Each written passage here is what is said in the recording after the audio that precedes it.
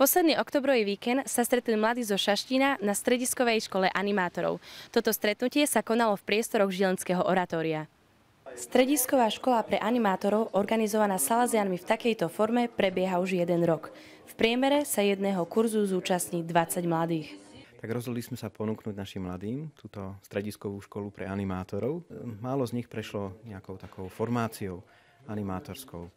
A predošlé ponuky boli také, že mohli 2-3 účastníci prísť na celoslovenskú školu pre animátorov, ale my v stredisku sme pred rokom začali túto skúsenosť, že sme zhromaždili všetkých našich angažovaných mladých a robíme s nimi rozličné aktivity. Počas stretnutia bolo pre animátorov pripravených niekoľko aktivít. Úvod patril prednáškam o spiritualite Dona Boska a pokračoval kreslením spoločného domu ako symbolu rodinnosti i vzájomného spolužitia. Celkovú atmosféru akcie dotvárali hry ako ping-pong, kalčeto či šarády. Vďaka týmto stretnutiam na animatorskej škole sa môžem naučiť veľa nových hier, ktoré neskôr použijem pri práci s deťmi. Na tejto strediskovej škole sa mi páči to, že mám možnosť rozvíjať svoje dary od Boha a spoznať veľa zaujímavých ľudí. Prínosom týchto stretnutí pre mňa je budovanie vzťahov medzi animátormi a salesiánmi.